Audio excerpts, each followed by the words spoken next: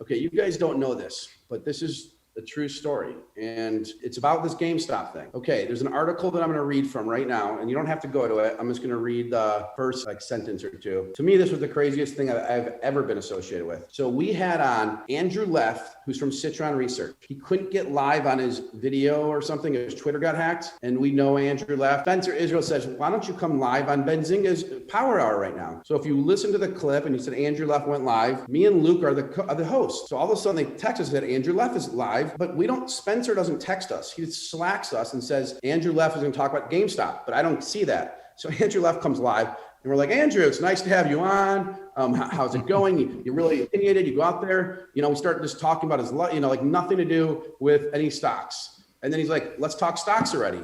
And so I'm like, me and Luke don't know what stock. So we Google his name, find a few stocks.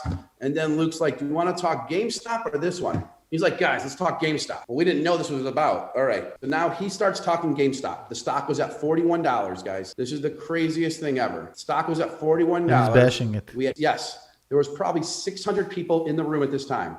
600. Within 3 minutes, maybe 4 minutes of him talking about GameStop, Wall Street Bets shows up. The show ended up among the most important events in history since Bill Ackman squared off against Carl Icahn on live TV. While Left was sharing his short thesis, members of Wall Street Bets took over the discussion on Benzinga's YouTube channel, posting thousands of messages defending GameStop's growth prospects, and board member Ryan Cohen. The stock hit a high of $76 the next day, prior to continuing the meteoric rise that left Citron no other option but to exit his bearish bets on the stock at a loss. Benzinga's Power Hour is where one of the most well-known short seller, Melvin Capital is another one. Then the Wall Street Bets community, they all went live. This show is going to live now in the annals of history as the room where it happened, because GameStop stock did move from 20 to 40 over time. But when we brought Citron on, Wall Street Bets showed up. And then we brought on Rod Elsman, who created the site GMEDD and part of the Wall Street Bets community. Stock in 2 days during our show was 41 to 50 and then 50 to 70. And there were 25,000 people in there. And they're mostly GameStop owners. And you can go look at the live chat. I have never seen anything taken over. They use the rocket ships, and we didn't know how to get the emojis. If you go look at the show, guys, on YouTube, you're going to see that there was 3,000 or 10,000 rated on it. 7,000 were rated high and 7,000 were thumbs down. Our average show has 95%, 99% thumbs up. We had 50% thumbs down.